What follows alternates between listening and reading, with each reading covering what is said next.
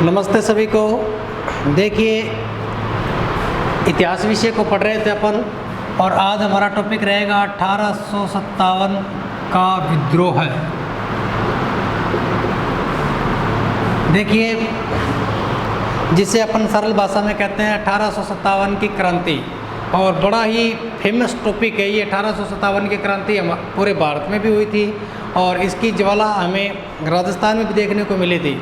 राजस्थान के अंतर्गत देखा जाए तो राजस्थान का कॉम्पिटिटिव एग्ज़ामों में या भारत के जितने भी एग्ज़ाम्स होते हैं उनमें भी ये पढ़ा जाता है। और एकेडमिक क्वालिफिकेशन यानी बीए का जो हम पढ़ते हैं उसमें भी 1857 की क्रांति वाला जो ये भाग है वो डाला गया है। देखिए, 1857 की क्रांति जो कि वीडी सावरकर था, वो कहता है कि ये भारत का प्रथम स्वतंत्रता संग्राम था। अब 1857 की क्रांति क्या चीज़ थी, इसकी जड़ें कहाँ थी, यानी 1857 की क्रांति भी सबसे पहले तो अपने को कारण पढ़ने पड़ेंगे इसके। 1857 की क्रांति के कारण क्या थे, अब कारण पढ़ेंगे, फिर इसके बाद इसके परिणाम पढ़ेंगे। भी 1857 की क्रांति हुई क्यों। सबसे पहले देखिए हुआ क्या, आपको पता होगा कि 1757 में जब प्लासी का युद्ध हुआ, तो प्लासी के युद्ध में एक तरफ से देखा जाए तो इस समय भारत में ईस्ट इंडिया कंपनी की स्थापना हो चुकी थी और एक प्रकार से पूरे भारतीय दृष्टिकोण पर ईस्ट इंडिया कंपनी यानी अंग्रेज़ों का नियंत्रण स्थापित हो गया था। अब 1757 और इसके 100 साल बाद 1857 में एक विद्रोह भड़का। अब विद्रोह भड़का तो इसका अर्थ ये हुआ कि इन 1757 से लेकर धीरे धीरे इन्होंने पूरे के पूरे भारतीय जो क्षेत्र था, भारतीय जो साम्राज्य था, उसके ऊपर अपना नियंत्रण स्थापित कर लिया। और ऐसे नियम, ऐसी नीतियाँ, ऐसे कानून ये लेकर आए जिससे कि प्रत्येक भारतीय अपने आप को दमित यानी दबा हुआ महसूस करने लग गया। और इसी कमी को पूरा करने के लिए भारत के बहादुर सैनिकों ने अनेक प्रकार की लड़ाइयाँ लड़ी, अनेक प्रकार के संघर्ष किए। और वो संघर्ष की ज्वाला 1857 में इस रूप में भड़की कि अगर भारतीय लोग अंग्रेज़ों की सहायता नहीं करते, आपको पता होगा कि 1858 भारत स्वतंत्रता अधिनियम जब बनेगा तो भारत में गवर्नर जनरल का पद समाप्त करके और एक नया पद सृजित कर दिया जाएगा। वो होगा वायसराय ऑफ गवर्नर जनरल। और ईस्ट इंडिया कंपनी का जो अब नेतृत्व है वो कौन संभालेगा, अब ब्रिटिश क्राउन यानी ब्रिटेन का ताज यानी ये अब उनके हाथों में चला जाएगा। तो कुछ न कुछ इनके अंदर हुआ था। वो क्या था, जैसे सबसे पहले अगर अपन देखें तो एक था डलहौजी की व्यापगत की नीति। डलहौजी की व्यापगत की, ये कारण पढ़ रहे हैं अपन, डलहौजी की व्यापगत की नीति। व्यापगत की नीति यानी ये क्या था, डलहौजी ने क्या किया, यानी लाल डलहौजी जब भारत का गवर्नर जनरल बनकर आया तो इसने कहा कि जिस प्रकार से भी कोई भी राजा है उसके कोई पुत्र नहीं है तो वो दत्तक पुत्र नहीं लेगा। दत्तक पुत्र का अर्थ होता था कि अगर कोई राजा जिसके कोई संतान नहीं है तो पुराने ज़माने में क्या गोद ले लेते थे और उसके बाद वो फिर क्या बन जाता था, उत्तराधिकारी बन जाता था। अब डलहौजी ने क्या किया, व्यापगत की नीति या गोद निषेध प्रथा जो थी उसको समाप्त कर दिया। इसने कहा कि अब कोई भी गोद नहीं लेगा और जिस राजा के कोई संतान नहीं है उसको अब किस में मिला लिया जाएगा, ब्रिटिश साम्राज्य में मिला लिया जाएगा। उसके बाद अगर देखा जाए दूसरा, तो इन्होंने अब क्या किया उस समय, यानी इस समय देखा जाए तो भारत में जो शासन चल रहा था एक प्रकार से वो मुगलों का चल रहा था। तो कहा कि मुगलों को अब लाल किला समाप्त करना, मुगलों को अब लाल किला छोड़कर कुतुब मीनार में रहना पड़ेगा। कुतुब मीनार में रहना पड़ेगा। नंबर 3 देखा जाए तो इन्होंने सती प्रथा को बंद कर दिया था, यानी सती प्रथा को, अंग्रेज़ों ने सती प्रथा 1829 में इन्होंने सती प्रथा को बंद कर दिया। उसके बाद विधवा पुनर्विवाह लेके आए। विधवा पुनर्विवाह 1856 में ये विधवा पुनर्विवाह लेके आए। यानी इस प्रकार से देखा जाए तो एक प्रकार से क्या कर रहे थे, भारतीय समाज के अंदर अपना हस्तक्षेप करना शुरू कर दिया। भारतीय समाज में सती प्रथा, देखिए सती प्रथा भारतीयों को इस प्रकार से लगा कि अब ये धीरे धीरे क्या करेंगे, पूरा का पूरा ईसाईकरण कर देंगे। आपको पता होगा कि इन्होंने अंग्रेजी शिक्षा की व्यवस्था कर दी, अंग्रेजी शिक्षा की व्यवस्था लागू कर दी। यानी जो व्यक्ति अंग्रेजी सीख लेता था, जिसे अंग्रेजी आ जाती थी पढ़ने लिखनी, उसे ये नौकरी में प्राथमिकता देते थे, नौकरियों में प्राथमिकता देते थे। उसके बाद इन्होंने ईसाई मिशनरी की स्थापना कर दी थी। किसकी स्थापना कर दी थी? ईसाई मिशनरी की स्थापना कर दी। ईसाई मिशनरी का अर्थ होता है कि इन्होंने भारत के अंदर कि अंग्रेज जो थे ना, वो भारतीय जो संस्कृति थी, भारतीय जो धार्मिक भावना थी, वो बहुत ये हीन भावना से देखते थे। यानी भारतीयों की पूजा पद्धति, उनका रहन सहन, उनका खान पान से वो बहुत ही दुखी रहते थे। उनको सोचा ये किस प्रकार के लोग हैं, तो वो एक प्रकार से अपनी संस्कृति का प्रचार प्रसार करने लगे। प्रचार प्रसार करेंगे तो ये क्या करेंगे? ईसाई मिशनरी की स्थापना करेंगे। और जो व्यक्ति ईसाई धर्म को अपना लेता था, फिर उनको करों में, लगान में क्या दे दी जाती थी? छूट दे दी जाती थी। क्या दे दी जाती थी? छूट दे दी जाती थी। उसके बाद इन्होंने 1854 में ये एक डाकघर अधिनियम लेके आए। क्या लेके आए? डाकघर अधिनियम।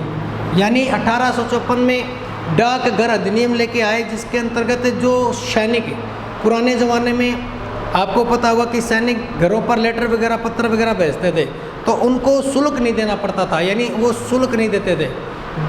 कभी भी कोई चिट्ठी भेजो, पत्र भेजो, तो कोई शुल्क नहीं था। बाद में यहाँ पर कैनिंग ने क्या किया कि जो निःशुल्क डाक था ना, उसको बंद कर दिया। अभी ये ज़्यादा पत्राचार का प्रयोग करते हैं।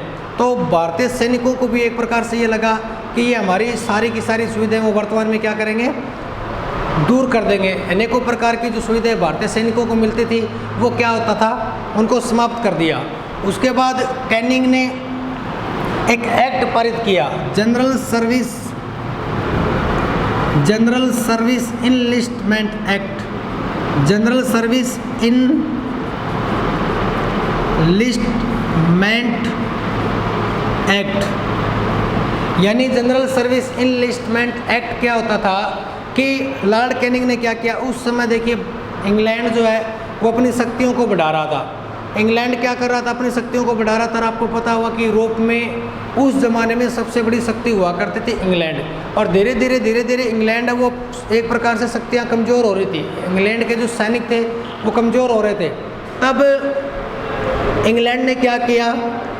General service enlistment act, Lord Canning के नेतृत्व में एक एक्ट पारित किया गया, जिसका अर्थ ये होता था कि अब भारतीय सैनिकों को अपने सरजमी से, यानी भारत से बाहर भी युद्ध करने के लिए भेजा जा सकता है। अब भारतीय जो सैनिक होते थे ना, वो क्या करते थे कि दूसरे देश में, यानी समुद्र को पार करके दूसरे देश में नहीं जाते थे कमाने के लिए। उनसे उनका धर्म भ्रष्ट होने की संभावना रहती थी। तो भारतीय सैनिकों को ये आघात लगा बहुत ज़्यादा कि अब उन्हें आउट ऑफ इंडिया भी युद्ध लड़ने के लिए जाना पड़ेगा। लॉर्ड कैनिंग एक्ट लेके आ गया। उसके बाद अनेकों प्रकार के और भी कारण थे, जैसे भारतीय सैनिक चाहे वो कितना ही बड़ा अधिकारी हो, जब कोई अंग्रेज छोटा अधिकारी उसके समक्ष जाएगा तो उसको प्रणाम करना होता था।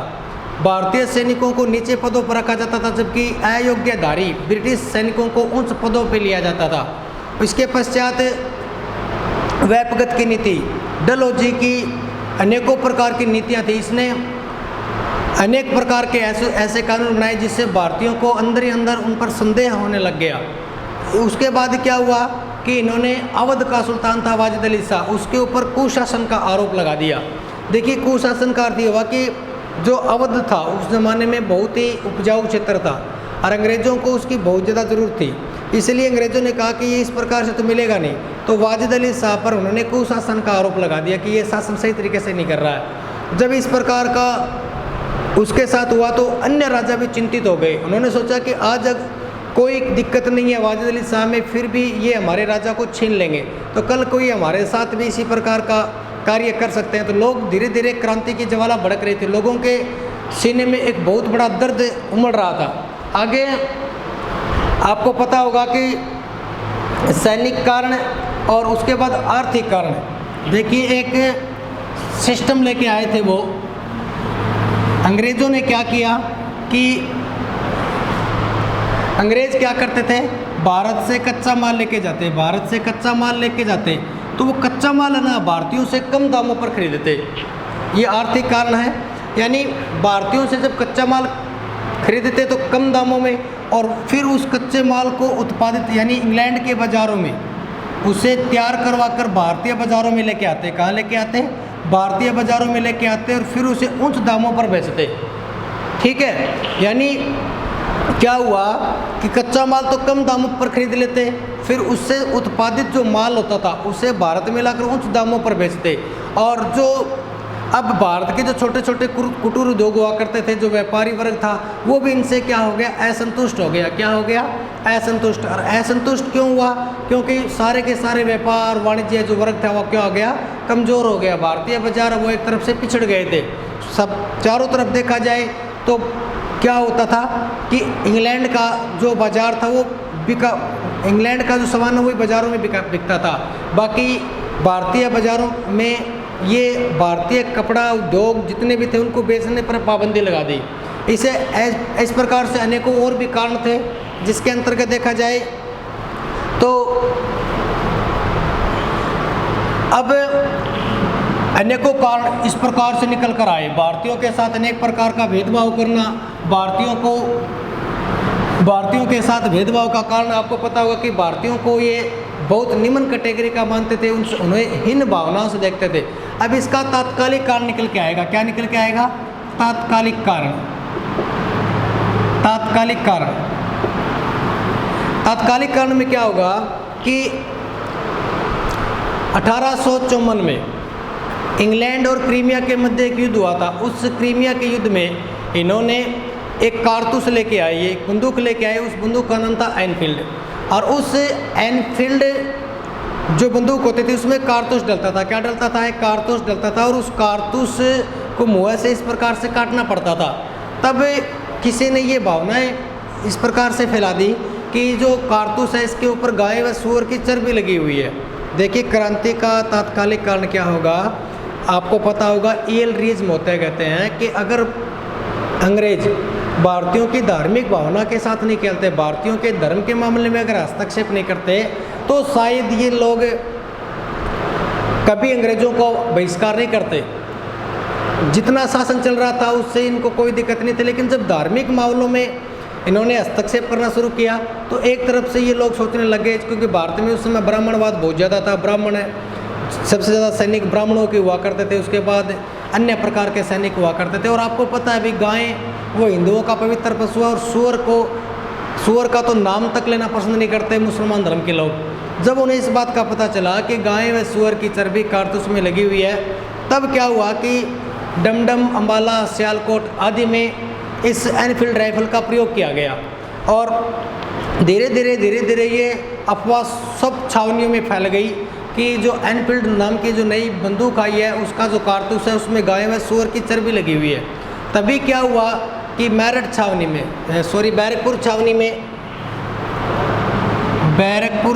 में एक मंगल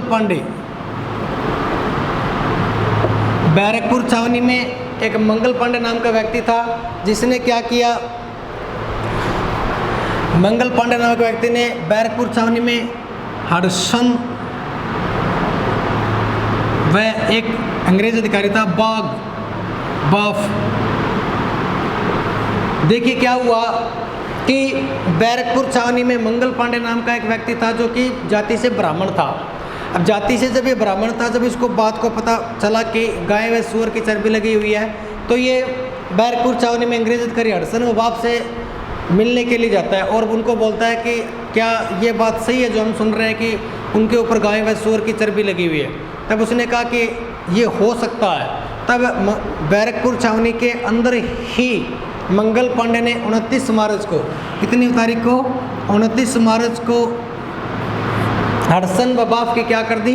हत्या कर दी। हडसन व बाफ की क्या कर दी? हत्या करती। और बताते कि 29 मार्च को ही क्रांति की क्या हो जाती है? शुरुआत हो जाती है।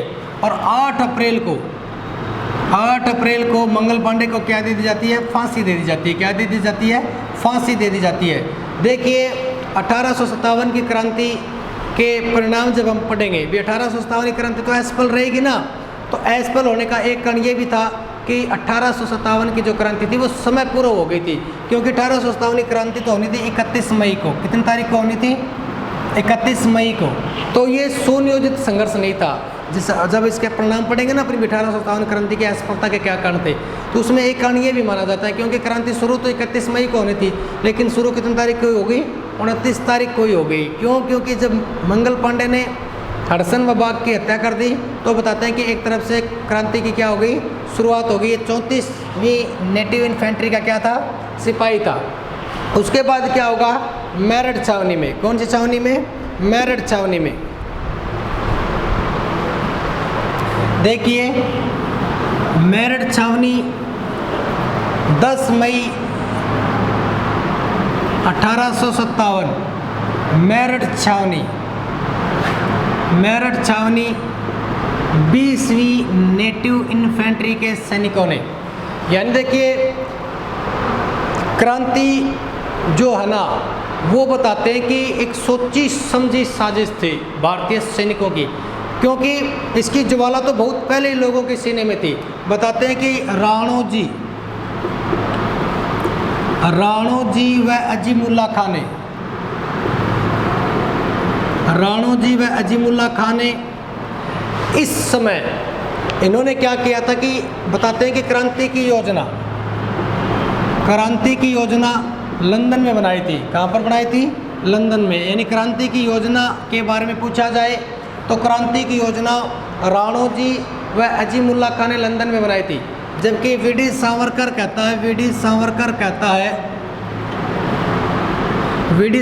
कहता है कि क्रांति वो गंगा नदी के किनारे, क्रांति की योजना कहाँ पर बनी थी, गंगा नदी के किनारे, ठीक है।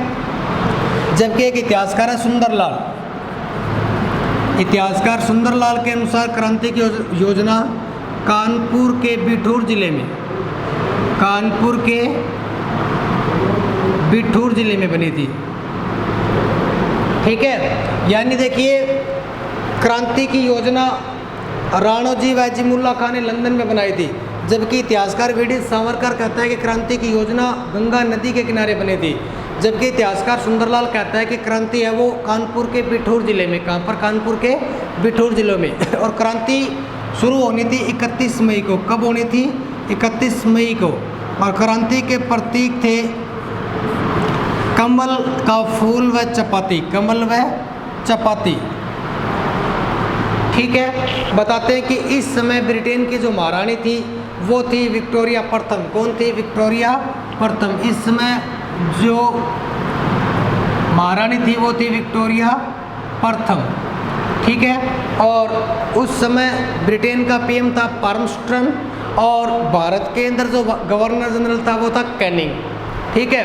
अब 31 मई को शुरुआत होनी है। अब शुरुआत से पहले ही हो जाएगी, कब, 29 मार्च को। अब 29 मार्च को क्रांति की शुरुआत तो कर दी 34वीं नेटिव इन्फेंट्री के सैनिक मंगल पांडे ने। हडसन वबाग की क्या कर दी, हत्या कर दी, जबकि ये शुरू 31 मई को होनी थी।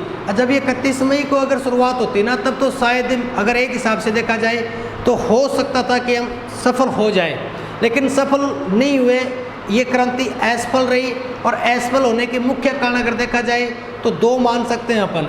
वो पहला कारण तो ये कि क्रांति समय से पहले हो गई, और दूसरा कारण अगर देखा जाए तो दूसरा कारण ये था कि क्रांति जो है वो इसमें भारतीय सैनिकों ने हमारा साथ, क्रांतिकारियों का साथ न देकर किसका साथ दिया था, अंग्रेजों का साथ दिया था, बहुत मात्रा में साथ दिया था। आपको अपन धीरे धीरे जब इसको पढ़ेंगे तब आपको पता चलेगा कि लोग भारतीय क्रांतिकारियों की सहायता न करके किसकी सहायता कर रहे थे, अंग्रेजों की सहायता कर रहे थे, ठीक है ना। अब धीरे धीरे ये गांव तक, ग्रामीण क्षेत्रों में लोग एक दूसरे को चौकीदारों के माध्यम से चपातियाँ बांटी गई, और कहा कि क्रांति की शुरुआत होनी है, क्रांति करनी है, लेकिन क्रांति असफल रहेगी।